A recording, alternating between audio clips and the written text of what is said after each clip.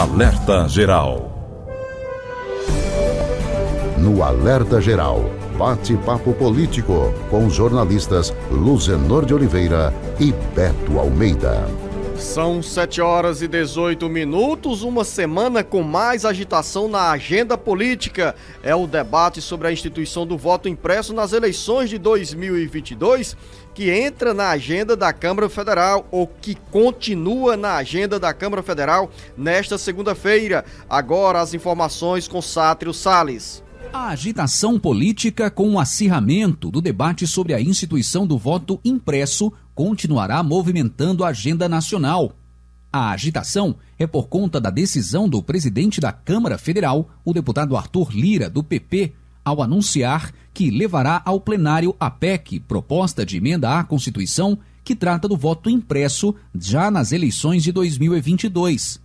A decisão pegou de surpresa muitos parlamentares que imaginavam que a tramitação da matéria ficaria encerrada neste ano com a decisão tomada na noite desta quinta-feira pela comissão especial criada para apreciar mudanças na legislação eleitoral. A comissão rejeitou por 23 votos a 11 o parecer do deputado Felipe Barros, do PSL, que instituía, entre muitas mudanças na legislação, a auditoria da urna eletrônica por meio do voto impresso. O parecer do deputado Felipe Barros ao texto da PEC tem como principal alteração a contagem pública e manual de votos obrigatoriamente impressos. A proposta define ainda que uma futura lei sobre procedimentos de votação teria aplicação imediata. E um dos argumentos do presidente da Câmara, Arthur Lira, é de que, como as comissões especiais não têm decisões terminativas, a proposta do voto impresso pode ser apreciada pelo plenário. Com informações dos bastidores políticos e de olho nas eleições de 2022, Sátiro Salles para o Jornal Alerta Geral. Foi com esse assunto que ficou encerrada a semana passada, jornalista Beto Almeida, e é com esse debate sobre o voto impresso, sobre mudanças na legislação que define critérios das eleições de 2022, que o Congresso Nacional retoma hoje, especialmente a Câmara Federal, a agenda política da semana. O voto impresso gera polêmica, discussões, atritos, conflitos, embora os personagens que irão participar de todo esse protagonismo em 2022 estejam indiferentes a esse debate, e com razão. Afinal, os eleitores estão bem longe, querem e têm outras preocupações nesse momento, como, por exemplo, ações mais objetivas, mais amplas para o enfrentamento da pandemia da Covid-19, medidas para a geração de empregos. Mas na pauta do Congresso Nacional está a legislação sobre as eleições de 2022. Qualquer alteração na lei que disciplina o pleito de 2022 precisa ser aprovada com um ano de antecedência. É nesse embate que hoje, segunda-feira, teremos mais um conflito sobre o voto impresso. Jornalista Beto Almeida, bom dia! Beto Almeida, a análise política com credibilidade e isenção. Bom dia, Luzenor. Gostei aí das vinhetas novas, você observou, né? Cara da nova roupagem. Nova roupagem. Marcos Furlan. Sem agitação, né, Sem Beto? agitação. Até eu tô light agora, viu, Marcos? Parabéns. Olha só, Luzenor. A grande questão é o seguinte. Você disse bem, a semana terminou como pivô esse assunto do voto impresso, pivô de uma crise institucional entre o poder legislativo e o judiciário. Só que esse continua sendo a principal bandeira do presidente Bolsonaro. Daí o problema maior desse pivô, dessa crise.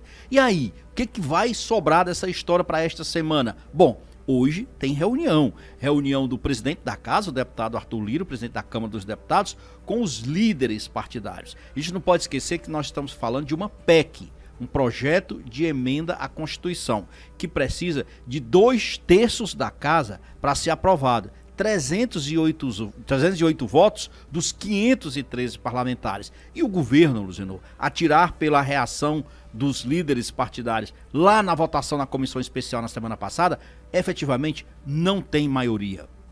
quando o presidente da Câmara dos Deputados, Arthur Lira, decidiu, ainda assim, mesmo com o resultado negativo na comissão, levar o assunto para o plenário, isso é mais um afago que ele tenta fazer ao presidente Bolsonaro, é mais uma sinalização de que é um aliado. Agora, sabe que não reúne as condições ideais para isso. Só para ter ideia, quem aposta hoje nessa proposta do voto impresso são os partidos que hoje estão com Bolsonaro. É o PROS, é o PSL, é o PTB, que no máximo reúne pouco mais de 80 votos dos 308 necessários. Então, Jornalista, já se percebe aí claramente essa dificuldade. O resultado na Comissão Especial da Câmara Federal, ao rejeitar por 23 votos a 11 a proposta de emenda à Constituição que institui o voto impresso nas eleições de 2022, já é uma sinalização do que poderemos ter no plenário da Câmara Federal, né? Reunir 308 votos para aprovar a PEC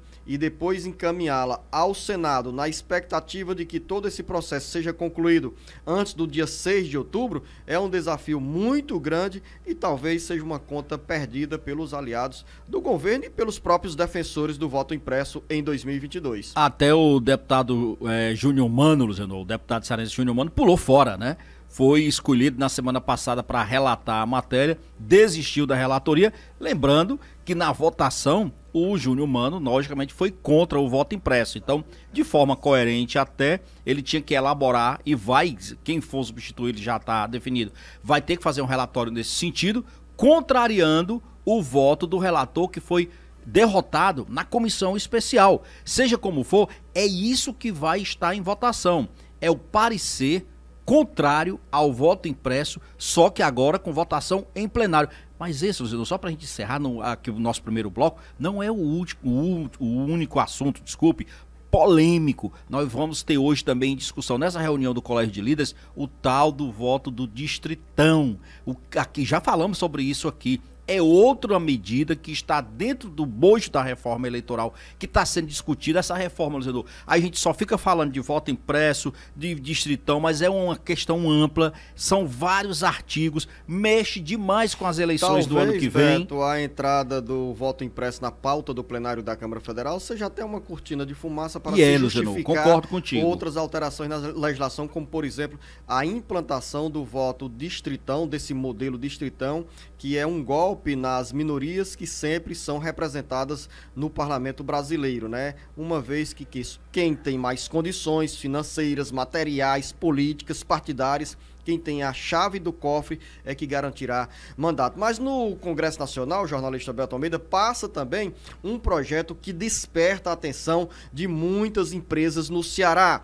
As empresas estão de olho no novo Refis. Após ser aprovada pelo Senado, a proposta começa a tramitar na Câmara Federal e beneficia as empresas que sofreram um baque no faturamento nesse período da pandemia. O Sátrio Salles volta aqui ao Jornal Alerta Geral com essas informações. A semana começa com expectativas entre pessoas físicas e jurídicas que têm dívidas tributárias com a União e esperam uma boa oportunidade para pagar menos e ter uma alta redução de juros e multas. Essa expectativa cresce ainda mais após o Senado aprovar e enviar à Câmara Federal o projeto que viabiliza uma nova rodada do Programa de Refinanciamento de Dívidas Tributárias das Empresas. A proposta reabre o prazo até o dia 30 de setembro deste ano para adesão ao Programa Especial de Regularização Tributária. Um dos pontos do projeto é bem atrativo. O texto prevê a possibilidade de parcelamento de débitos tributários em até 144 vezes, ou 12 anos, e descontos de até 90% nos juros e multas sobre as dívidas. Para as empresas que comprovaram quedas de faturamento durante a pandemia da Covid-19, os descontos serão ainda maiores. O cálculo sobre o faturamento tem por base a comparação entre os meses de março e dezembro de 2020, com o mesmo período do ano anterior. Durante esta semana, o projeto do Refis poderá entrar na pauta de votação da Câmara dos Deputados. Com redação do site Ceará Agora, para o Jornal Alerta Geral, Sátiro Salles. É uma medida, Beto Almeida, esperada mesmo pelas empresas que sofreram queda no faturamento, na receita, foram obrigadas a demitir nesse período da pandemia e terão esse alívio com a prorrogação do período, do número de parcelas de dívidas com a União. Claro que nesse debate também apareceram algumas propostas para serem incluídas nesse projeto empresas que tinham outras dívidas, algumas que deixaram mesmo de recolher a tributação para o governo federal. Ou seja, Luciano, sonegadores contumazes, gente que vive sonegando os seus impostos e aguardando sempre um refis, uma forma de renegociar essas dívidas sem juros, sem multas. Esse, inclusive, é um dos questionamentos e uma das críticas feitas a esse novo refis. Não que não existam dificuldades, mas aí tinha que separar o joio do trigo. De empresas que, por exemplo, têm o perfil de sonegador, essas empresas não deveriam ser mais beneficiadas, Luciano, porque é até injusto com as empresas que pagam os seus impostos corretamente. E essa matéria, é bom que se diga, ela foi aprovada em regime, votação simbólica, na realidade, no Senado. Aí vai agora para a Câmara dos Deputados. Então, o ruim nessa questão dos refis é quem sempre dá um jeito e um esforço extra de pagar os seus impostos, acaba ficando a ver navios quando observa que empresas que simplesmente não pagam, aí de repente também são beneficiadas pelo mesmo sistema, Luciano. Alerta Geral. São 7h32, estamos de volta aqui no Bate-Papo Político e vamos fugir um pouquinho da pauta política e partidária e pré-eleitoral para falar sobre outra área que gera preocupação. O Ceará ganhou destaque nesse domingo em ampla reportagem do jornal O Globo sobre a atuação das facções criminosas que chegaram há poucos dias a expulsar moradores de uma comunidade no município de Itauá, região metropolitana de Fortaleza. Agora, e com mais detalhes, o Carlos Silva. Uma ampla reportagem do jornal O Globo, edição deste domingo, sobre a atuação das facções criminosas na região Nordeste, destaca a cidade de Caucaia, na região metropolitana de Fortaleza, como exemplo da fragilidade do poder público no enfrentamento da violência. Segundo a reportagem, o Ceará vive as consequências da alta de 75,1% das mortes violentas em 2020, a maior do país. As sequelas sociais dos alarmantes índices de crimes estão no cotidiano da população da cidade de Caucaia, que nos últimos dias assistiu ao ataque na comunidade Uga-Uga, Tabapuazinho, como um dos piores reflexos da atuação do crime organizado e do embate entre facções na busca por domínio de território para a venda de drogas. A ação dos criminosos provocou a expulsão de pelo menos 50 famílias da comunidade. Poucas dessas famílias tiveram coragem de regressar para suas moradias. De acordo ainda com a reportagem, com a chegada das grandes facções do crime organizado do Rio e de São Paulo, chacinas, disputa territorial com armamento pesado e códigos de conduta impostos à população mimetizam um retrato muito parecido com o que a região sudeste experimentou a partir dos anos 90. Uma dura realidade que vai sendo enfrentada também por moradores de outras regiões do interior do Ceará. Com informações da área de segurança pública, para o jornal Alerta Geral, Carlos Silva. São números que dão uma projeção negativa na área da segurança pública do estado do Ceará, que nos últimos 5 anos, Beto Almeida, ganhou o noticiário nacional a partir da atuação das facções criminosas. Tivemos em 2 momentos o governador Camilo Santana recorrendo ao Ministério da Justiça para garantir a presença da Força Nacional no Ceará, numa tentativa de neutralizar a atuação das facções criminosas. Mas o crime organizado, como bem demonstra essa reportagem do Carlos Silva, mostra que a insegurança da população é presente no cotidiano e esse caso registrado em Caucaia é um exemplo de como a violência toma de conta de muitas comunidades do interior do Ceará e da Grande Fortaleza a partir da presença das facções criminosas que brigam pela disputa de territórios na comercialização de drogas. O grande problema, Zeno, é que quando antes isso se restringia apenas a uma briga de facções por territórios de drogas, ainda tinha a ação da polícia e vá lá. Agora não. O problema é que a matéria do jornal O Globo é muito importante nesse aspecto. Ela mostra claramente como isso afeta a população, criando uma categoria de refugiados urbanos.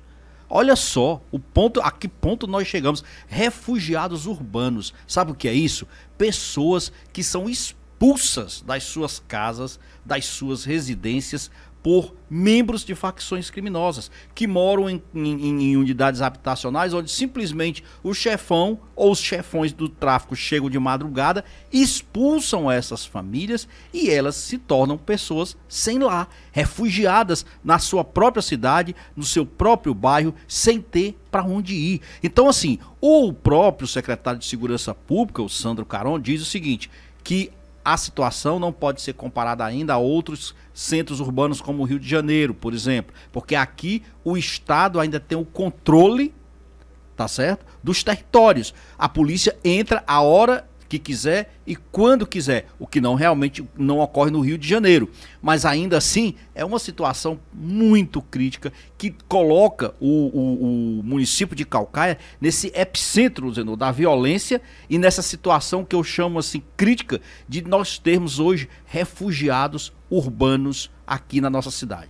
Vamos voltar à agenda política e administrativa com uma pergunta para você, jornalista Beto Almeida. Você já teve algum precatório na vida? Não, Luciano, nunca tive, mas acompanhei. Mas gostaria de ter, né, Beto? Não sei se eu gostaria de ter, não, porque para receber é tão difícil, é tão sofrido, que sinceramente é o tipo da dívida que... E o que é o tal do precatório, Beto São Almeida? dívidas que o poder público tem com empresas, com pessoas jurídicas ou com cidadãos e que naquela linha, devo, não nego, pago quando nem puder, quando quiser.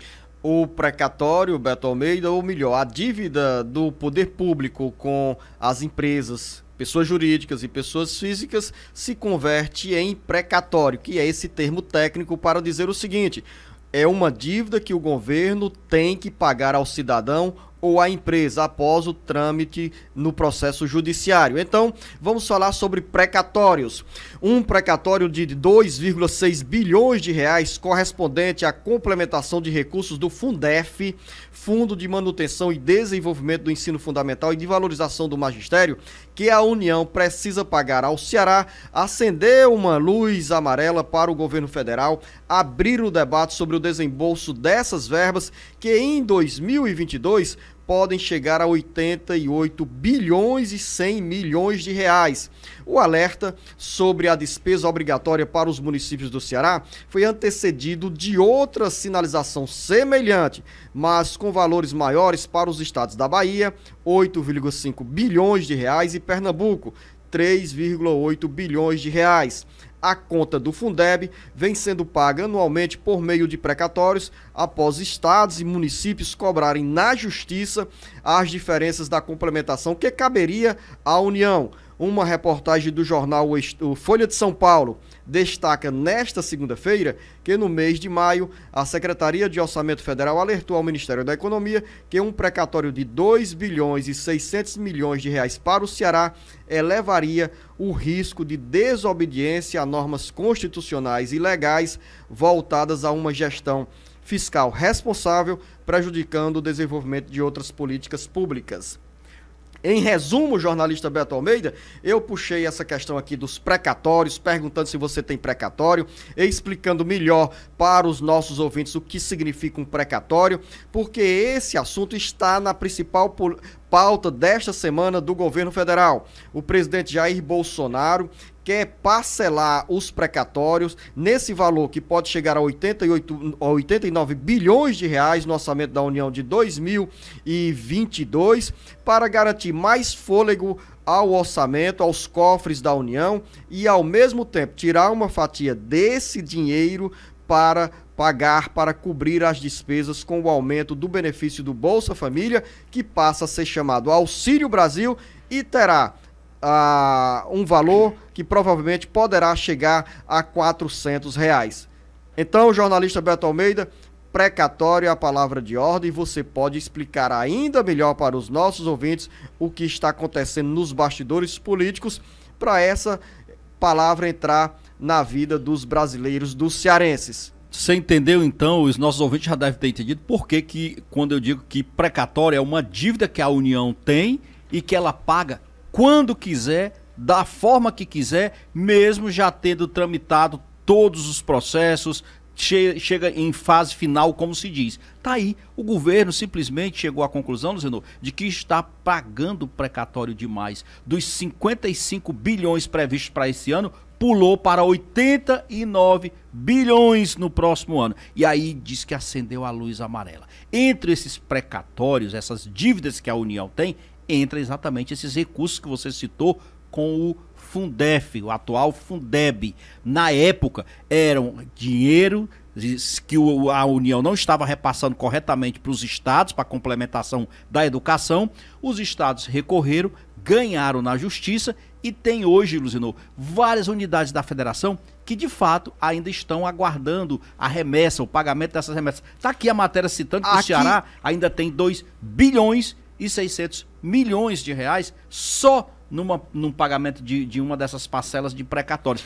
Isso vai afetar principalmente essa luta que professores têm hoje para receber esses precatórios. Inclusive, Luciano, gente que aguarda há muito tempo esse pagamento. Sabe por quê? Porque o presidente Bolsonaro simplesmente decidiu vincular o Bolsa Família, que agora é Auxílio Brasil. Vai ser Auxílio Brasil. Decidiu vincular isso a esse parcelamento do pagamento de precatórios. Beto, ele não tem dinheiro para pagar o novo programa vitaminado de R$400, precisa ter sobra em caixa para não extrapolar o teto. E como é que ele vai fazer isso? Deixando de pagar os precatórios, fazendo esse parcelamento da dívida. Há um registro quando se fala sobre precatórios, sobre Fundef, dinheiro do Fundef, hoje Fundeb, para os professores. Na realidade, os estados e os municípios aplicaram recursos próprios para fazer a complementação do dinheiro que deveria ser destinado pela União ao longo aí de mais de uma década para a manutenção do ensino infantil,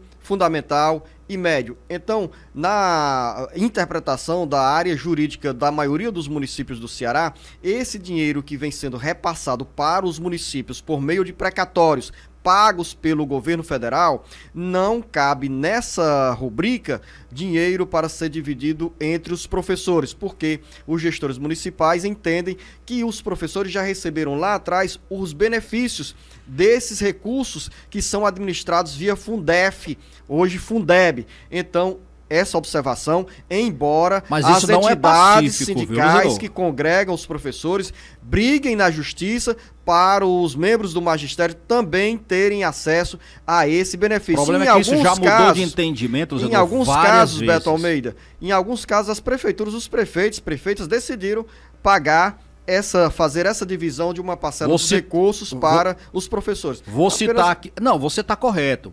O problema todo é que a justiça já foi e voltou nesse entendimento. Os 60% até então estava reservado para que parte desse dinheiro, 60%, fosse destinado para os professores, para os profissionais da educação. Os 40% a prefeitura que iria receber o precatório pagava, aliás, utilizava em educação do jeito que quisesse ou até fora da educação. Vou citar um exemplo aqui pertinho da gente. Horizonte. Horizonte tem uma briga que se arrasta pelo pagamento do Fundeb, Luciano, tem anos. O ex-prefeito de lá, o Chico César, por exemplo, não vinha admitindo dividir o bolo do pagamento com 60% para os professores e o restante para o município. Queria tudo.